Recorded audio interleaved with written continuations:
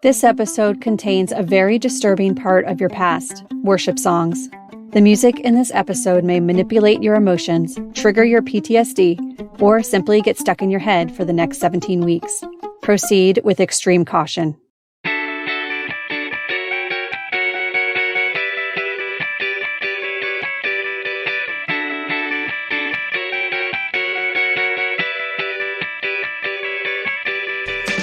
Hi, everybody. Welcome to the Flawed Theology podcast. I'm Phil.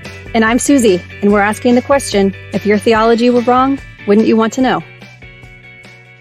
All right. Well, hey, everybody. Welcome back to another episode of the Flawed Theology podcast. It's been a little while. We took a little summer break. Yeah, that was nice. It was a nice little break, although it seems like we waited too long into the summer to take the break. And then I was like, oh, that summer break would have been a good idea to start in like May. But well, but it worked the break out was okay. just so nice. It was just really nice being able to go on vacation and read some books that weren't about religion or atheism. Oh, you read books that aren't about religion and atheism? I do. I do occasionally. I actually just finished a book about the Tour de France and the big how doping was a big thing in the Lance Armstrong days. So that was pretty interesting. But I have read a few religion-related books. I've finished Armageddon by Bart Ehrman, which was really good. Oh, I have to read that. That's about the book of Revelation and kind of like how the narrative of Revelation is not anything like what current Christians present Revelation about. It's really interesting. Like he dug into kind of the historical, the way Bart Ehrman does. Like, yeah. It was a really good book. I would highly recommend that. What else have you been into? Any new podcasts or? No new podcasts. What books did you read? I just finished a huge book on climate change. Ooh. I think it's called The Thinking Person's Guide to Climate Change. Okay. It's not by Al Gore, is it? No. Okay. No, it's by like an actual scientist. Oh, okay, nice. It was very good. I would recommend it to anybody who's interested. That's it has cool. a lot of time to kill reading a huge book about climate change. It's a big, huge, thick, real book, not a Kindle book? Real book. Oh, nice. Okay. Yeah, I recently discovered the Oh No, Ross and Carrie podcast. That's right. And I started that from the beginning. That show's been on for a really long time. Like, I think 2011 is when they started it. And there's some really good topics in there. Like, they go and do investigations into, like, various and sundry pseudoscience type things. But the biggest thing they did so far was they became actual Mormons. Like, they legit embedded with the Mormon church for 6 months, got baptized the whole 9 yards, like, to really dig into it. Like, it's wow. crazy. Like, it's amazing. Like, I was telling Alex about it. I was like, you need to listen to this. And I think he listened to it over vacation. And he said, yeah, that sounds about right. Like, I'm going to need to listen to that too. Yeah, it's pretty wild. It's like episode 3 and 4. Like, they really go into it. Like, well, since you mentioned pseudoscience, that actually reminds me of something about climate change that I did want to bring up because we did an episode last season about pseudoscience and I forget what the whole episode was about, but we mentioned pseudoscience at the end. Right, yeah. So I recently reread the book State of Fear by Michael Crichton. Okay. I think I have read that. I like have Michael you? Crichton. Okay. Yeah. I love Michael Crichton. It came out in 2004. So I would have been 20. Okay. So I remember in my early 20s being a climate change denier. Okay. I thought it was mostly because of my dad in like Fox News and just hearing all these like regurgitated talking points. And I didn't know anything about climate change beyond that. Those talking points. And so, of course, I was a climate change denier, despite working for the U.S. Department of Agriculture. And like, right. So anyway, when I reread State of Fear, I was in complete shock. I read it actually before I just read this huge book on climate change. Okay. I was in complete shock at how badly Michael Crichton had twisted things. Oh, really? The book is pretty anti-climate change. Like, he didn't believe in it. And the whole book, he's like throwing out misinformation and cherry picking and just like not understanding the issues. Right. And even now, like, I'm a layperson, but I'm just well versed on the science of climate change. Mm-hmm. Not like an expert, but I've done my due diligence. And even I could pick that apart. So I know that this played into to why I was a climate denier in my 20s. Right. Because I trusted Michael Crichton. He's one of my favorite authors. Right. I have a Jurassic Park tattoo on my wrist, Right, absolutely. Like, and he's written a lot of books that are like very science oriented. Exactly. Like, he's got books like about genetics and like he comes across as an authority for sure. Yeah. And so people read this and they're like, okay, that makes sense, but they don't dig further. Mm-hmm. And it's just so scary to me that I could have been sucked in, and I was sucked in, right. And that other people are being misled. Yeah, and it's interesting how like the entertainment industry presents themselves as authorities on a lot of stuff, and people will be like, yeah, that's actually how it is, how it was portrayed in The Day After Tomorrow, or, whatever, like popular culture then kind of really dictates what people think about a given topic. Exactly. And just having like surface level knowledge on the science of climate change, I was able to refute these points in state of fear pretty easily. Interesting. But if I didn't have that surface level knowledge like I didn't 20 years ago, right, I just blindly believed him. Yeah, that's crazy. Yeah, the other big exciting thing, which I got permission to reveal this, that our friend of ours, Sarah, is putting together a book of deconversion stories, which you and I are both contributing authors to. So that's pretty cool. We both, I think, submitted our stories, and then I got some really like good feedback from her. I don't know if you've gotten your feedback back. Yeah, I got it. How did you feel like writing out your story? Like, oh, I loved it. Well, I love to write, and so it was very cathartic, and I loved being able to play with words and really get across how I was feeling, and just to know that other people are going to read it. It's kind of fun. Yeah. Is it like nerve-wracking for you knowing that it's going to be like out in the ether for... And that my actual name is going to be attached to right. it. None of this like Susie business. Yeah. Susie. Who the hell's Susie? So I'm a little apprehensive, but I have a very common name. Yeah. So, I think it might be time. And probably the people that like would come across and hear it already probably know the story anyway on some level. Right. So... But I think I'm going to send it, once it's published, send a copy to my best friend who's the priest. Oh, yeah. Because she's in the story. Well, you read it, so she's in the story. Yeah, I don't think I knew that one part that you said. Yeah, I never talked about that. Yeah, I don't think I knew that part. And I was like, oh, that's really interesting, where she got so upset and you were like, okay, well, hold on, let me backpedal a little bit. Just so I don't piss off my really good friend. Yeah, because I had this choice. Now, I'm not going to ruin it for the listeners because you'll just have to read it. Right. But I had this choice to make. Do I save my friendship or do I save my Christian face? Right. Yeah. Yeah. That was a really like powerful part of your story there that I actually didn't know, like that detail. So that was pretty cool. Yeah. So how did you feel about writing yours? Well, I had kind of just recycled my one that I wrote on the blog post, and I sent her the full post, which was way longer than the word requirement that she asked for. She basically cut the whole end of it where I kind of went into all the theological issues of why, and she just left the main story part. But her edits were really good. Like her feedback was really good about like, she was really helpful with like kind of concising some of the points that I made. And she... Is that a word? No, it's not. I just made it up. Okay. So, yeah, she's talented. She's like a wordsmither. Yeah, I'm excited about that. Yeah, me too. It'll be fun, and we'll be sure to let everybody know when that's coming out, and we can earn, very small royalties maybe on I think it'll be like 50 cents a person.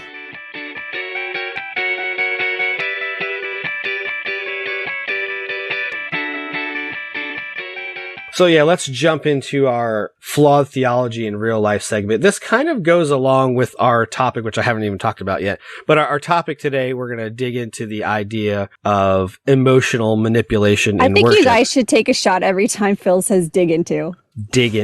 That's like my old pastor used to say, well, let's unpack this. And we used to be like, yeah, shot every time she said unpack. But all right. My challenge to you is not to say dig into for the rest of this episode. I will try not to dig into my nose either while we're having this episode. So more challenging. Yes. Much more challenging. But yeah, so we're going to talk about music and worship and kind of the idea of being moved by the Spirit. And is it possible to be moved by the Spirit without the Spirit? So we're going to dig into that. I said it again. We're going to talk about that. You didn't even notice. I had to point it out to you. I didn't. I'm just so used to it. Yeah, so there. But anyway, our Flawed Theology in Real Life story is music related-ish. A friend of mine from back in my Calvary Chapel days, she writes, "Tonight the Lord did something amazing again with the testimony of my healing. Tonight I met Mark Stewart, former lead singer of Audio Adrenaline, the big house song guy. He has spasmodic dysphonia, and I got to share my testimony, healing from that by the Lord with him, and he allowed me to pray over him for healing as well as his family. It was incredible. The most amazing part of this testimony is that he said he does not believe the Lord will restore his voice, but that the Lord has told him that he is restoring his story." I love that. That Jesus took his voice and is using it to minister to people in another way through a sponsor a child ministry and missions. He lost it all and the Lord gave him a new story. This man is so humble, and he said he has no desire to sing or tour. He's just content where Jesus has him. He asked me to pray for his family and for strength as he speaks nightly, as it is a constant struggle and tiring at times. I would never have imagined when I first heard Big House at 20 years old that I would have the opportunity to be used by the Lord to encourage him. That was the real reason I was at the Tim Hawkins concert tonight. I just didn't know it. To God be the glory. And then she gives a Bible verse. So let's talk about this. Why? Well, if you followed that whole thing. If you follow that whole thing, the basic gist is she has this same disorder, apparently. And she allegedly somehow has been healed of it. Most likely through science and medicine. But anyway, she met this guy who's was the lead singer of Audio Adrenaline, who apparently has the same illness and is not getting magically healed by God. There's so many flaws in there. What jumps out at you is like why this is such a flawed thinking. That basically whatever happens, that's what was supposed to happen. That was the plan. That was the real reason why she was there. The real reason why he got this disease is so that he could do something different. Right. To me, that's just normal things happening in the normal course of life. Right. Why would a good and all-knowing God allow a guy who is like at the peak of Christian music, why would you allow him to lose his voice, to lose everything just so that he could like start something else? It doesn't make sense because he could start that thing anyway, like if he wanted to. You're right. If God wanted him to start a new thing, God could just give him the desire to start the new thing. Right. He wouldn't have to like paralyze his vocal cords or whatever Right. his disease is. But you know what's weird? The same exact disease, what is it called? Spasmodic dysphonia? Yeah. My pastor got that. Oh, really? He couldn't preach for like a year. This is like God striking down people who talk and sing too much. Like, Like, yeah, exactly. another flaw that jumps out to me is like this guy doesn't believe that God's going to heal him. But why would you not believe that? Like if your God is all powerful, maybe you've accepted that you have this condition, but why would you still not believe that you could be healed? Like, Yeah, especially when this woman, your friend, was healed, right? right, And he allowed her to pray over him for healing. right. So he's still allowing the prayers for healing, even though he doesn't believe that he'll be healed. Yeah, And that would be the true test. If he does get healed, well, not get healed, but if he Right. does heal, right. just like my pastor did and like this woman did, that'll be a test to see, is he going to continue on this new trajectory, or is he going Right. to go back to singing even though he said, I don't really want to sing anymore? And then there were some flaws in her story part too, like, which I said the first one about, like, she prays over him for healing. Why? If you really believe that God is rewriting his story. And then secondly, the end of it that's my biggest pet peeve. That was the real reason I was at the Tim Hawkins concert. Well, you're at a Tim Hawkins concert because you bought the damn tickets to go to the concert. Like, the whole thing of, like, needing the bigger story. Because everything needs to be meaningful. Right. And like, it's really funny because people always say, oh, well, how do you find meaning in life? Like I don't need to find meaning in life. I don't need a bigger story. The meaning is right here of what's happening.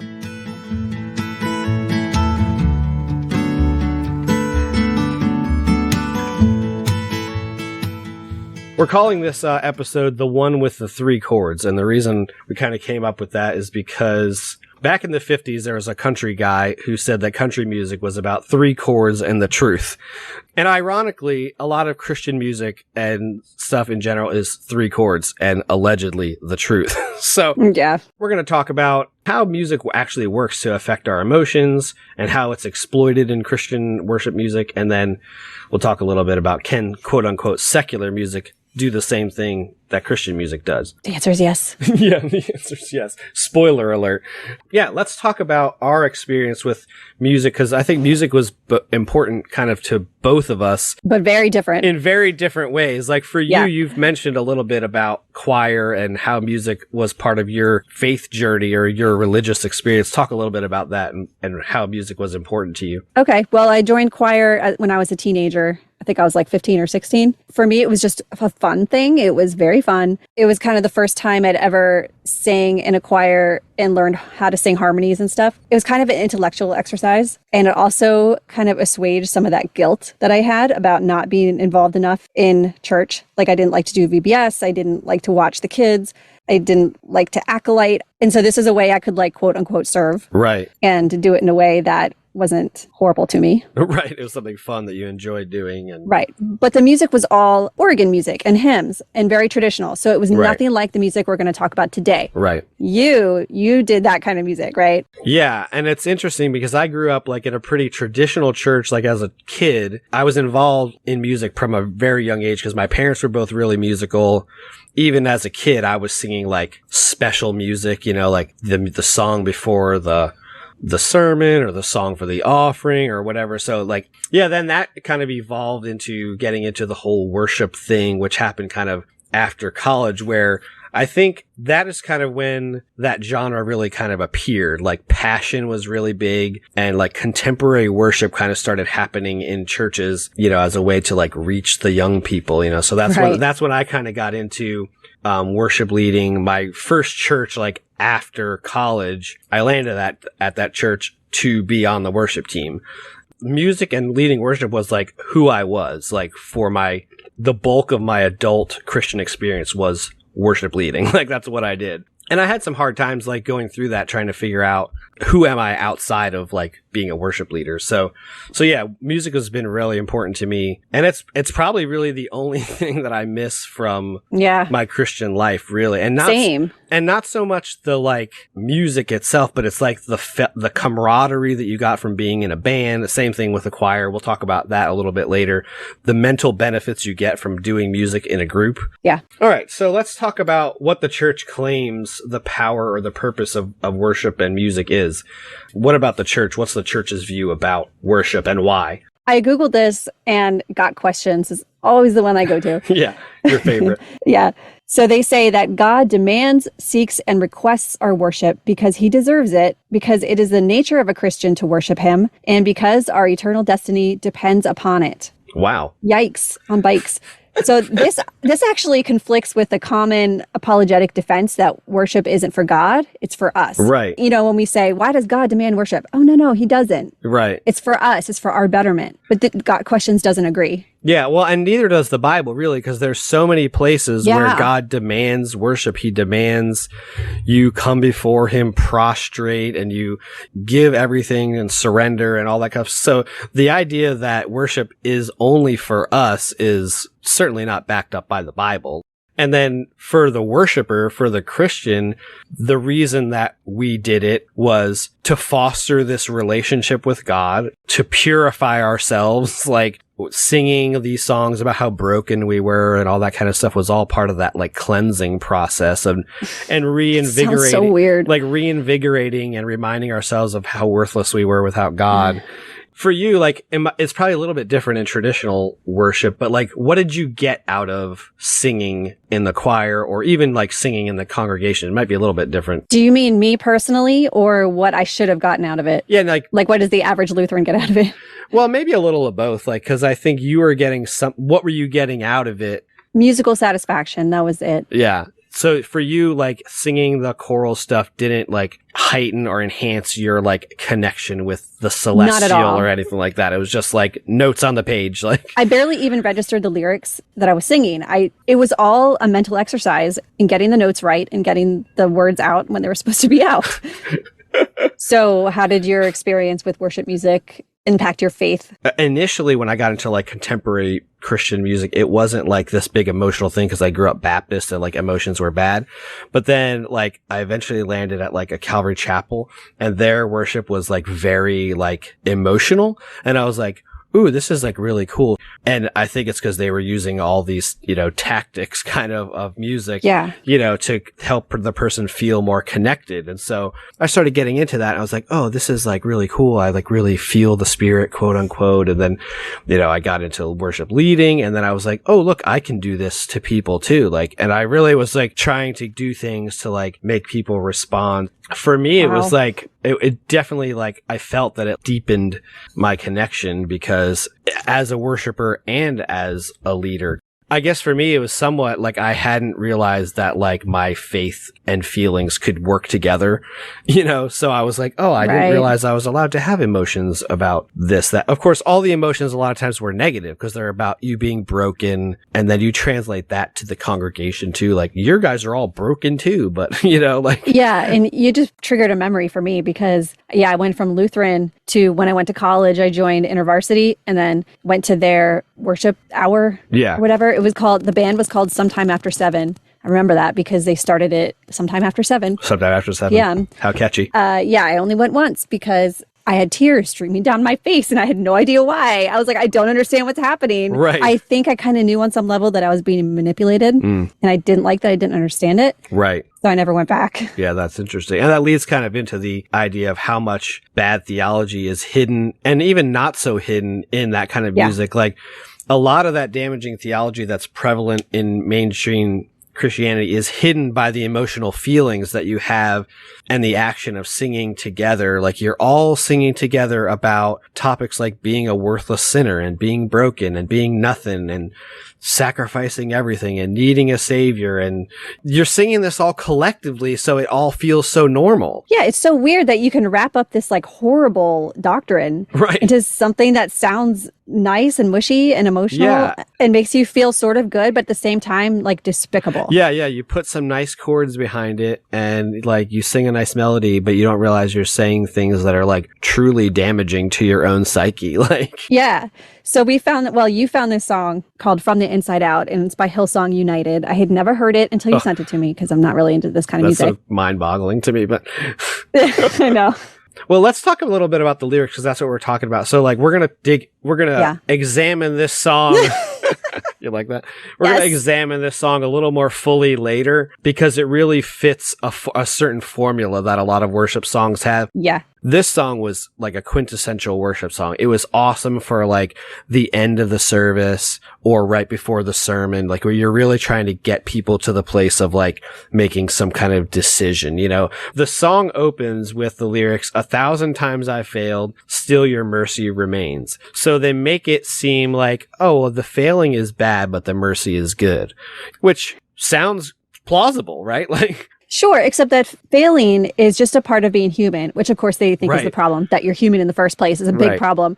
But everybody fails. And to minimize failure like that, when failure is like one of the steps to success, that feels very wrong to me. Yeah. And you know what? Even God failed in the Bible. Right. I mean, clearly he failed in the Garden of Eden and had to flood the whole world. Yeah. Yeah. There's another lyric that I liked.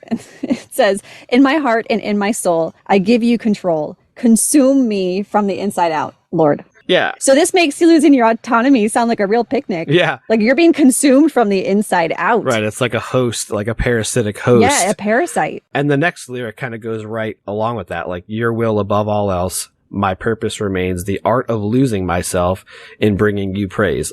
Again, it's like God's in charge. We're nobody. Like, you know. Yeah. We're just mindless puppets. With no decision-making power because we've surrendered it all to God. Yeah. A lot of worship songs are just filled with this kind of theology. Like, you've got these kind of songs that are about brokenness and healing. And then you have like the outright adoration songs that are about like how great God is and all that kind of stuff, which when you sing those songs, it feels really good to sing those songs. But then like on this side of it, you look at those songs. Well, but why does God need that? If that was on the human realm and I was in a relationship with someone and I constantly had to tell them how great they were, that's called clinical narcissism. Absolutely. An interesting thing is you sent me this video and then I Googled the guy who was singing and his name is Marty Sampson. Yeah. And turns out he's no longer a Christian as of 2019. Yeah, I didn't know that either. You sent that article and I was like, wait, what? Yeah. If you've seen any of these Hillsong documentaries, and for me, like someone who is steeped in Hillsong, anybody from that realm that has like deconverted or fallen or has a scandal, like it's like a huge deal because you're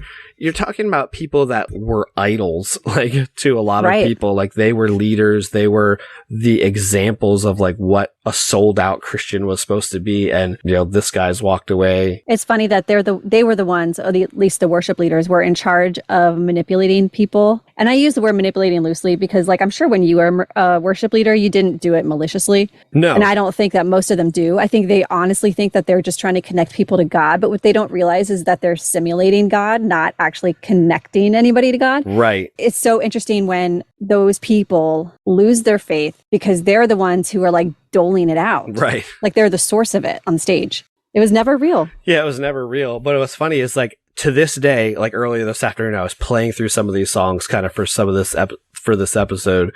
And I was like, it still feels remarkably good to play these songs and sing and it's like really interesting how that works. And we'll find out why.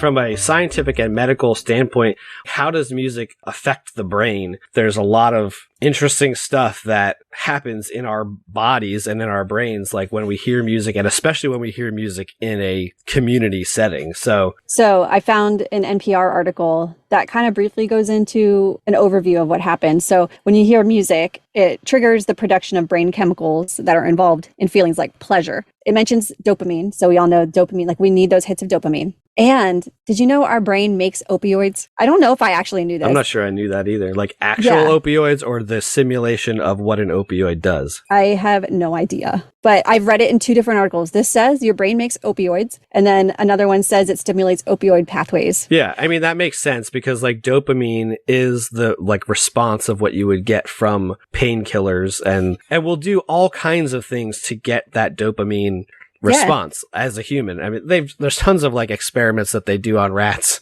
you know, with dopamine and stuff. Like it's very easy to get that rat to hit that lever because they want that hit of dopamine so they can feel good. Like, and that's why people keep going to church on Sunday. Yeah. And music has like physical effects on you. Like it can calm you, lower your heart rate. It can help you breathe easier. It like helps you release stress hormones. Yeah. Cortisol is what the cortisol, there. All that stuff happens when you hear music, any kind of music. Yeah. And then this also reminded me of one of our episodes that we did on prayer and how prayer also has these same effects as does meditation. So it's all kind of related. Right. Yeah. And it's very interesting because like a lot of the things that you would attribute to the spirit or to God are all just things that happen naturally because of how our brain works. Yeah. And there was another article that talks about how singing releases endorphins, which endorphins are natural painkillers. It's the same feeling you get after you get done with a workout. You're like, I feel really good. Like I could take on the world. You know, and then your legs hurt 2 hours later. You're like, damn it, why did I do that? You know, but that endorphin high is the same thing. It comes from singing. Your body responds that way. There was another article that I came across, and it was about how performing, you get high from it. It's a rewarding activity. Yeah, you get that hit of dopamine from performing. Yeah, and then also singing increases immunoglobulin A, which results in a stronger immune system. Ooh, nice. I'm not saying like it's going to cure your cold if you start singing. Right. But I guess like over time, if you make a habit of it, then it could slightly strengthen your immune system. Sounds plausible. Well, I think that's the kind of thing that like just singing in general has these health benefits that will like kind of overall improve your quality of life. Does that mean there's not people who are singers, plenty of them, professional rock stars and stuff that committed suicide? So clearly they weren't getting all this benefit just from the music because they had other issues. Music obviously is not a cure-all. We're not saying if you have a disease, go out and sing and it will make you better. That's pseudoscience, you know, at its finest. And then music stimulates all parts of the brain. So they can see this on functional MRIs. They also say that music is more powerful than visual input. So if you watch a horror movie with the sound turned off, it's not scary at all. Right. Like you need that musical input. Or if you watch like a really scary scene from a movie like Cloverfield with like the aliens, right? But then you put a silly song behind it and you watch it with a silly song, suddenly that's a funny scene instead of a scary one. I feel like that would be like a funny YouTube channel, like horror movies put to like VeggieTales songs or something like that. like The Quiet Place with Bob and Larry. Like it seems like be really hilarious. Like when they're crossing that bridge and all of a sudden it's like, she's the cheeseburger. Like, you know, it just seems like it'd be hilarious. Like, it's hilarious. This could be a great YouTube channel. Like, I wish I had these kind of skills, but I don't. And the other thing that goes along with the power of singing and music is the power of doing it in community. Like doing it in a group does something to our brains and to our chemistry that is very interesting too. I remember I think it might have been the first time I saw U2 live in concert.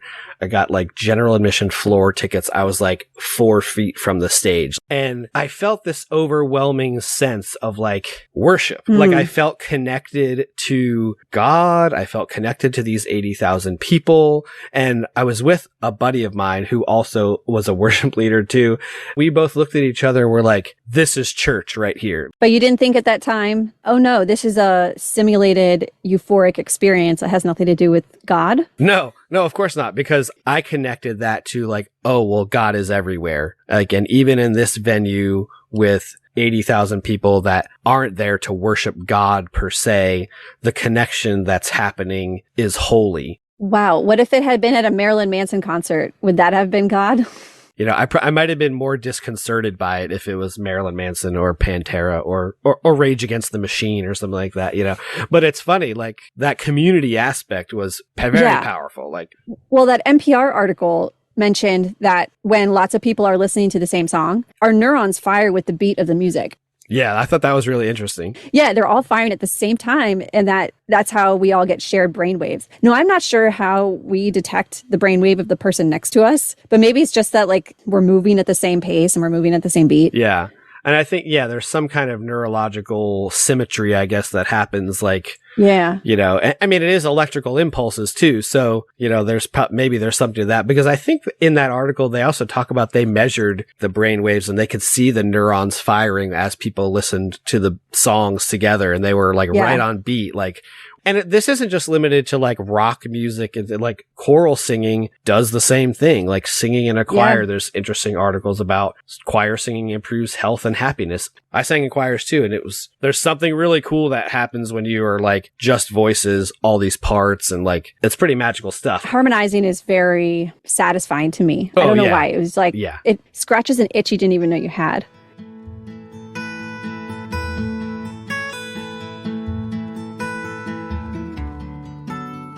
All right, so let's talk about, like, can you feel the spirit without the spirit? So like, we're not going to talk too much about music theory, for one, because I know enough music theory just to confuse myself. And I know nothing about it. Yeah. People that are like musical wizards, you know the notes, and there's ways to put these chords together that elicit certain emotions. There's certain chords. I'm going to like get my guitar and we're going to see how this goes. But like in Christian music, if you want to make people happy, you just play songs that are like in G, and they're like G, C, and D, and E minor. And you can play like hundreds of songs just in that thing. So it's like, oh yeah. Sounds great. So you can play like almost every worship song like this. Now my foot's tapping. I didn't even mean for that to happen. Right. So you can be like, Lord, I lift your name on high. Lord, I love to sing your praises. I'm so glad you're in my life. I'm so glad you came to save us. You know, I mean, everybody knows it. You came from heaven to show the way, from the earth to the cross, my debt to pay, from the cross to the grave, from the grave to the sky. I lift your name on high. I mean, come on. Wow, I haven't sang that in like 25 years.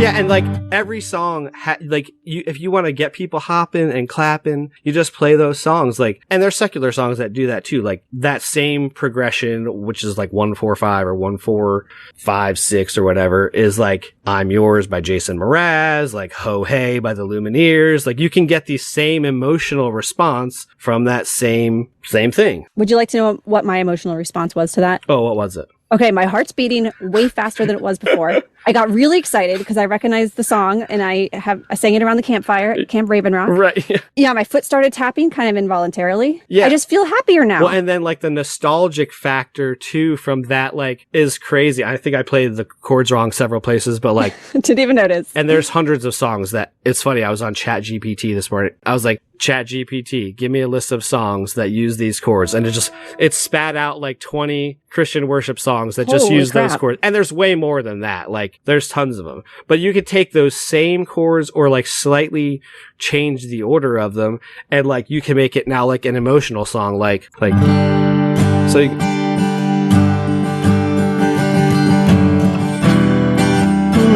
So now we can elicit this like emotion of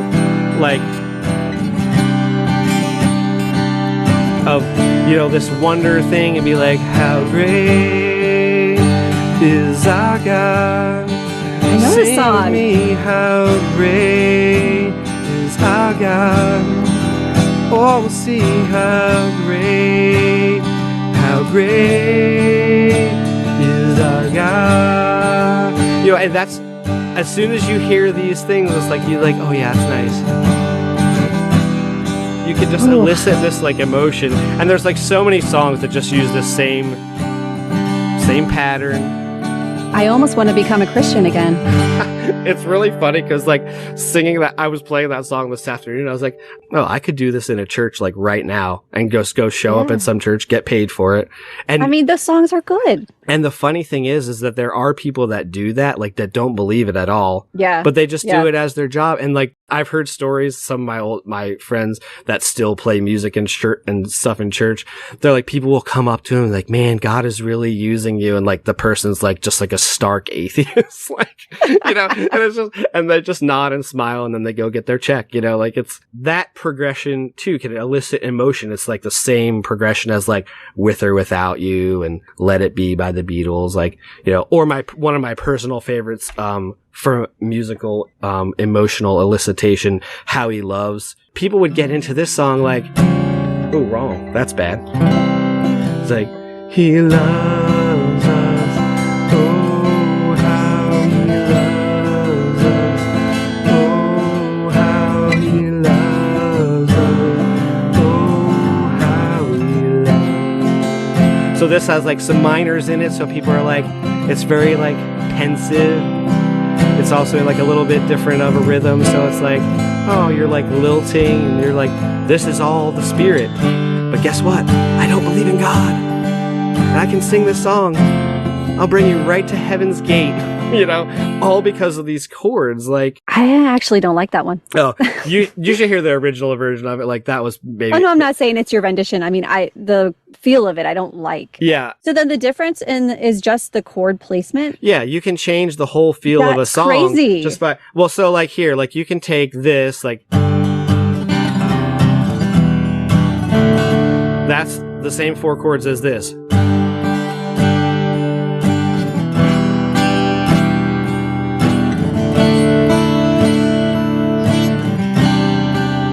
And it feels totally different, right? It does. Same chords, just play them in a different rhythm. And you could say literally anything over those chords and like people will respond to it. Like, give us 10% of your money. Yeah. Like, and then the other favorite thing, like that's utilized a lot in worship is like key changes. So you start in one key and then there's this like build and then you change the key and then it's like, ooh, like it modulated and people just like freak out. There's one we used to do at Calvary Chapel. It's called You Alone. I think it's a Calvary Chapel song. And it was like a real cool John Mayer type strum pattern. And it was like, yeah, that's cool. You know, so it sounds like a little bit like your body is a wonderland, but Jesus is your wonderland. So then the chorus would be like, you Father, and you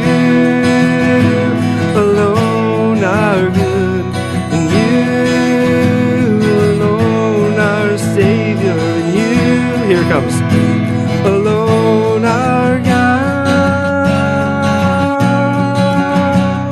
So you do this and people are like losing it, like, and then you sing it again up the octave and like it really sounds like you're just ripping it. I'm not going to try to sing it up the octave because of my voice. I don't want it to crack. And that would just be embarrassing. But yeah, like we used to do that kind of stuff and people would they would like, oh, I didn't know that was coming. And it's funny. You said earlier, like about not doing it intentionally or maliciously. And it certainly wasn't malicious, but it certainly was intentional. Intentional. Yeah. You know that people are going to respond a certain way to certain things. It's very formulaic. Formulaic is a good way to put it. I feel like they teach this stuff, like the video we were talking about earlier from Genetically Modified Skeptic, which we'll put the link to, where he talks about the formula to the worship service. The guy that they interview in there, he is really formulaic, saying, oh, we know what we're doing when we do this. Like, it's designed for us to do it this way to elicit this emotion. Like, and it's funny to me because I feel like I don't think I ever sat in a meeting where we were like, we've got to do this intentionally to get this reaction. But it was there, like kind of, I don't know, like a subtext, like you kind of knew what to do. Like, well, you knew what you wanted to accomplish and you knew how to do it. Yeah. But what you didn't realize is that you were manufacturing the whole thing. Yeah, and even how songs are like laid out, like worship songs have a real set structure. We're going to go back to that Hillsong song, and we're actually going to play the song. And the formula to like write a worship song is like, it's pretty simple. It's like, you got a nice pensive intro, you got your verse, you got your pre-chorus, you got your chorus, go back to the verse, chorus, musical interlude, you know, where the worship leader will talk through some stuff and encourage you to like think about the words to the song. That's key right there. And then there was always a quiet part where you'd like sing the bridge, like, or sing the chorus, like almost a cappella, or there'd be like a bridge that was really quiet. And then the big build at the end, and then the chorus again. And then it just like goes. So you have the whole gamut of emotions inside one 3 or 4 minute song. Like, so they're building it up at the end. They build it, and then it finally just like explodes at the end. Yeah. And oh man, I used to love that. I remember I played multiple instruments, so I would play drums sometimes and I would play guitar, and I would just love the songs that had those crazy builds where I could just like get into the cymbals with the mallets and be like this big swelling thing, and then it would just break into the beat, and I have goosebumps just thinking about it right now. Like certain songs, you're like, and you're doing it for the crowd reaction too, because you would just look out there and you would just see people like swaying, and like there's something like that's pretty awesome about it. Like, but then it's not about you. It's supposed to be about God. Right. You can't be prideful about how epic this music is. But all right, well, let's play the Inside Out song. See if you can pick out these parts of the structure of the song, and then we could talk a little bit about the lyrics too. All right, so here we go. This is from the Inside Out by good old Hillsong.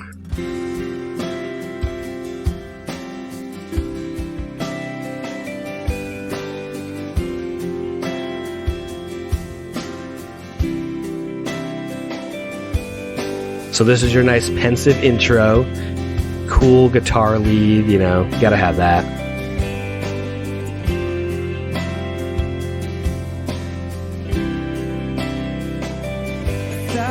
Times I failed, still your mercy remains. Should I stumble again, still I'm caught in your grace.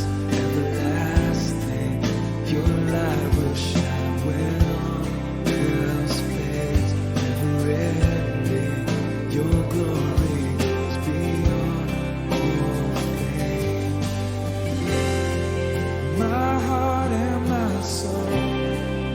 Look at this congregation too. Like, I know. Look how many people are there, and like Their hands all up in the air. the responses are like they're just primed. Like, Let justice and praise become my embrace, to love you from the inside out.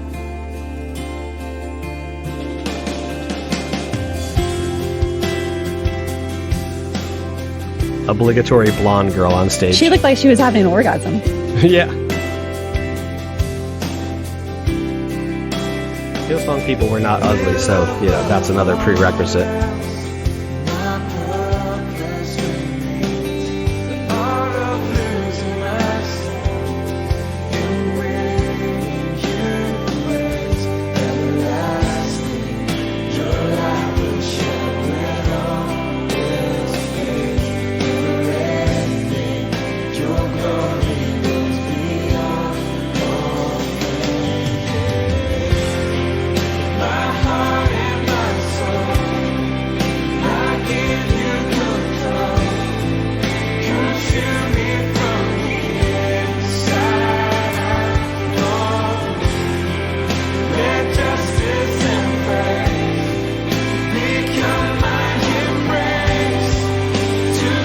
Comes our big chorus.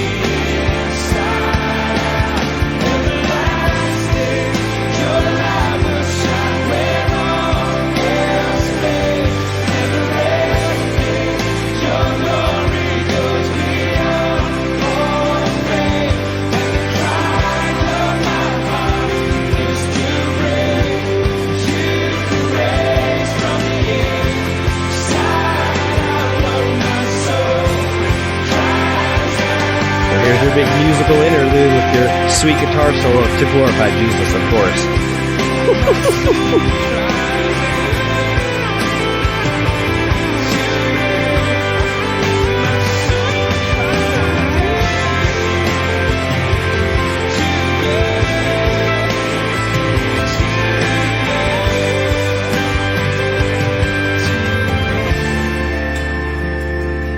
Let's bring it down.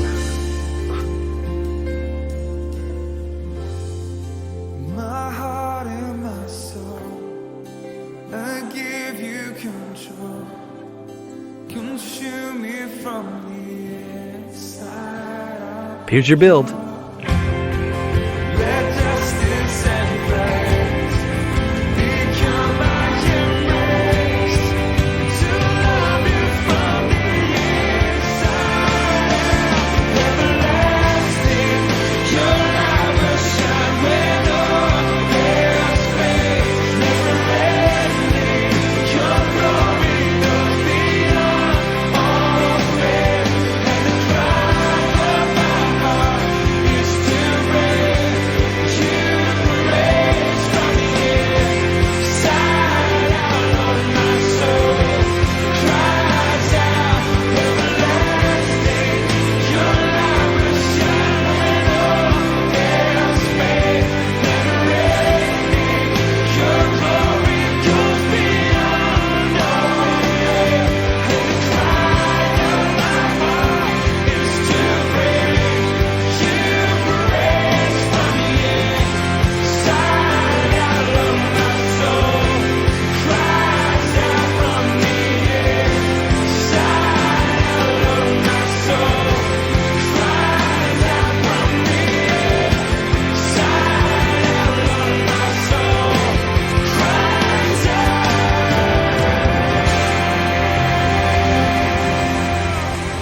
Oh, there you have it.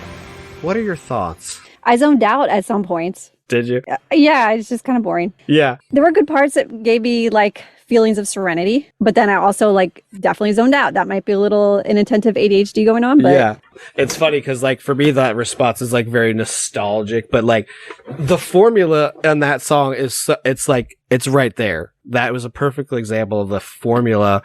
And then, like, the repetitiveness of the lyrics. Like, they said the same lyrics probably 3 or 4 times, just in different ways. Like, you sing them in a low register, and then you sing them in a high register, and like, and you could feel the emotional swelling that like happens. You start out low, it's like pensive, and then it's like, you're like ramped up, or you nod off, you know, so, you know, like a little bit. But like, imagine being in that stadium. Like, how many people would you say were in that arena in that video? Oh my gosh, like 40,000? Yeah, it's like 40,000 something people. All with their hands in the air. Yeah, and you can get that same experience from Where the Streets Have No Name. Oh, I love that I've gotten song. it many times, you know. Oh, yes. But there's a formula to it. The music breaks down the barriers between like your head and your heart. So you come in there with all of your pain and struggle from the week, and then you get blasted with this emotional stuff that's like designed to prep you and prime you for whatever the preacher's going to say. The things that they say are like, well, first of all, it's like, give us all your money. And then the second part is like calling out the vulnerable people. Right. Genetically modified skeptic harped on this, that they're singling out people like, are you struggling with pornography? Whatever you're struggling with this week, we see you. There's somebody out there who's struggling with infidelity or whatever. Yeah, whatever it is. Like, it feels like God orchestrated this moment for you. right. What did he say? Like, it was orchestrated, just not by God. Right. It was orchestrated by that leadership team that knows exactly what they're doing. But yeah, that repetitive ritual, it like engages people to participate. Humans, we respond to people who lead by example. So you're going to follow what the worship leader does. You're then going to follow what the group as a whole does. You get that like groupthink thing of where, oh, this whole community is responding the same way. Well, I should feel the same way. But then there's always the outlier, like you probably were or would have been, like, oh, I don't like this emotional response. I'm never going back to this shit again. Like, which is very rare. Because most people are like, oh, I really like that dopamine hit that I got. I don't know where it came from, but I'm going to go back and figure out what it is. And then they get sucked into it. Yeah. It's almost like I could feel myself bending to their will. Yeah. And I didn't like it. Well, and that also goes to the place of like, if you're a vulnerable, hurting person, there's no resisting that. Like if you're a strong thinking person, you're going to be like something like you're like, this doesn't feel right. You weren't like, let me go back so I can experience again. You're like, fuck that. I'm not doing that again. Yeah. But very few people have that kind of like mental fortitude. Yeah. Well, can we read some of the comments on that video that we just listened to? Because I love them. They're so good. This really exemplifies what we're talking about with the manipulation. So here's one. Am crying uncontrollably. Everything is making me cry right now. Lord Jesus Christ, please come. We want to see your power, oh Lord. So they were so manipulated by this music and so emotionally charged that they want the world to end. Right. They literally want Jesus to come back and the world to end, right? Right. You want the world to end because I feel so good about this emotional response that I'm ready for it all to go down. I'm waiting for my page to reload because I closed it. Here's another good one. I took a good friend of mine. He was a Muslim friend to their concert. And it was that day he changed his life. I remember that night. He grabbed my hand and he said to me with tears in his eyes, he said, bro, I want to follow Jesus. Now I see it was later on that night. He told me why. It was because he saw and felt the hand of our Lord Jesus come on him. Thank you, Hillsongs. He said Hillsongs. Hillsongs, yeah. It's funny because some of these comments must be when Marty was like going through his deconversion because they're trying to bring him back to God. You don't think this guy, Marty Sampson, knows the theology better than any of these people on here? Like, yeah, the comments are crazy. Like, to anyone reading this, I hope you heal from all the things that hurts you. There's always hope. Never lose your faith. Jesus will get you through whatever it is. I love you. I love you. It's like, by listening to the song, you can recognize the intimacy of Marty's relationship with God. Let us all pray for him to come back to his first love, Jesus. Yeah, they're bad. This song saved me. Thank you, Jesus, for dying on the cross for me. I get so emotional every time I hear it. Yeah. There you go. I failed you so many times, but you never turned your back on me. I love you, Lord. Thank you for always being there for me.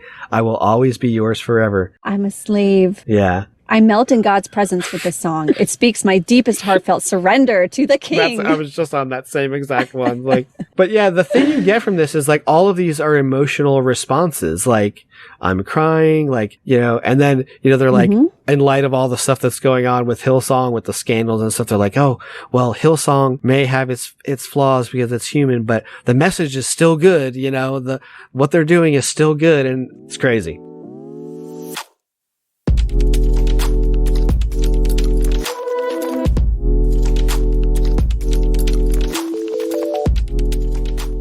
Just to like kind of talk about the formula thing and wrap that up, like people don't come to Jesus or whatever because they looked at all the evidence and said, oh, this is the best way to live. They do They do it based on emotion from something like this, or they're in like a really down low place and then they hear some sermon that says God loves you. Well, of course, I'm looking for a way out of this pit. But then what's funny is once you get in, then your emotions, they're not allowed like for anything except for worship. That's the only thing your emotions are good for. And for Lutherans, you're not allowed to have any emotions at all. Where I was going to say, in some denominations, no emotions are allowed in worship either because God's too holy for you to see you raise your hands. And yeah. The more stoic you are in church, the better. Right. That's like a way of showing like your seriousness about your faith and stuff. Yeah. Well, I think that if Christianity had logic and reason and evidence and rationality, then you wouldn't need to manipulate people's emotions to get them to convert. And I actually think Lutherans would agree with that. Like, I think my mom would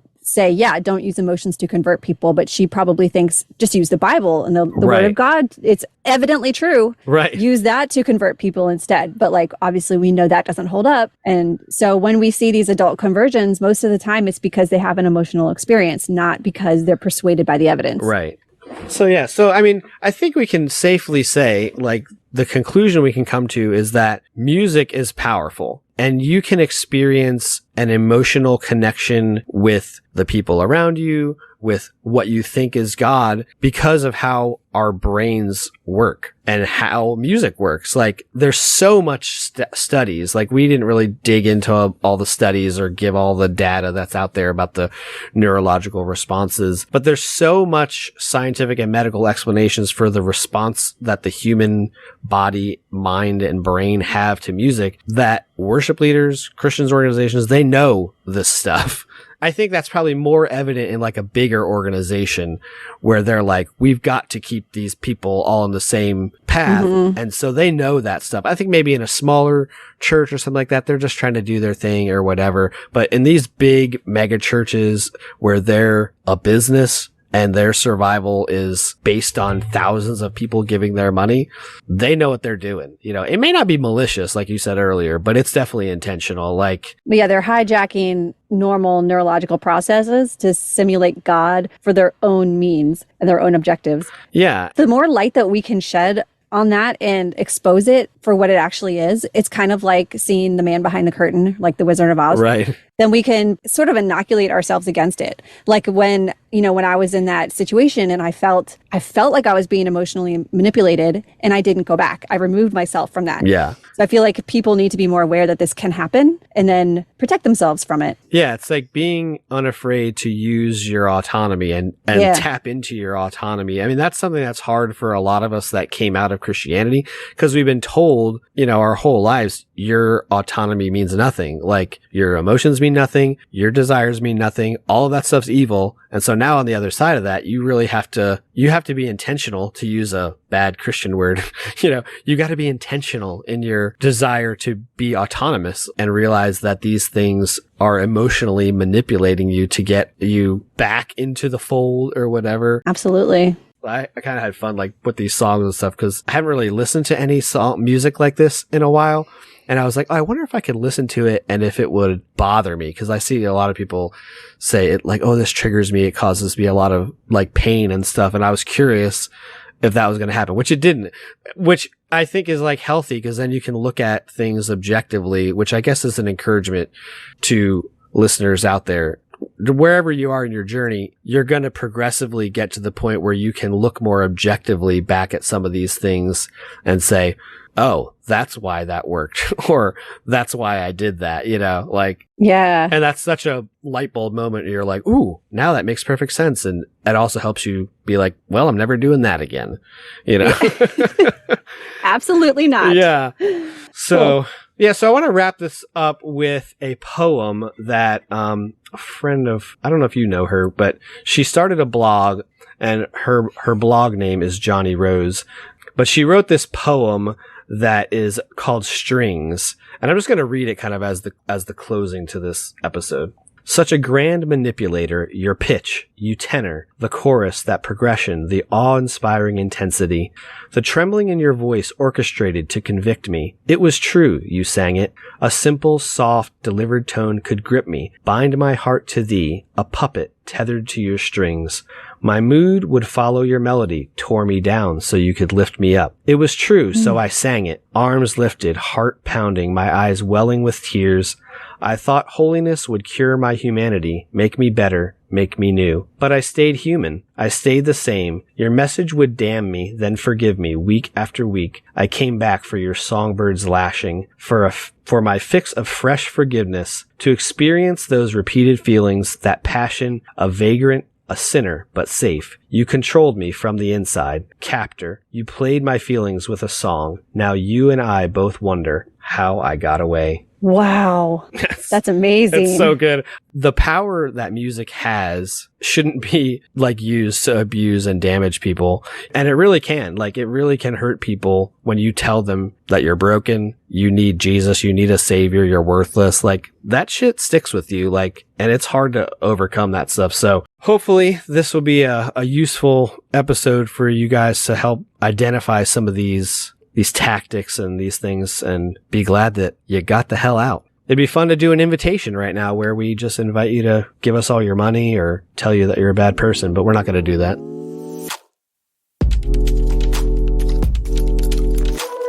Well, thanks for listening to this episode of the Flawed Theology podcast. I'm Phil. And I'm Susie. Tune in next time where we will continue to tackle the question, if your theology were wrong, wouldn't you want to know? Join our Facebook page, which is called Dangerous Questions. We have a lot of great conversations there, and we'd love to hear your thoughts about the episode there. And then follow us at theflawedtheologypodcast.com. Subscribe wherever you listen to your favorite podcasts, and please rate and review us on Google, Spotify, Apple, or wherever you find us. Thanks for listening. See you next time.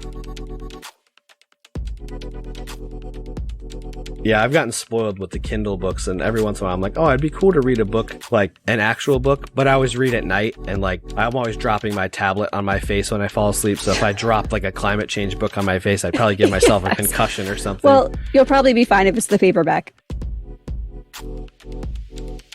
We're probably like hypersensitive to it because we're like, yeah, oh yeah, everything is stupid. Everything is stupid.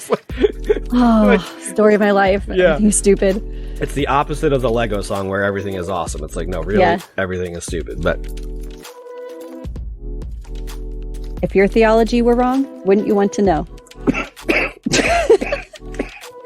You even muted yourself. I muted and then unmuted because I was like, oh, let me. For the worst of it. Yeah, hold on. Lemons? Really? Or wherever you find us. Thanks for listening. Bye. See ya. I'm sorry. Were you waiting for me to say something? You usually say something, but that's okay. Fine. Something. She said something, and that's it. Okay. Hold on, let me put some more lung butter on the microphone. Gross. Fucking gross.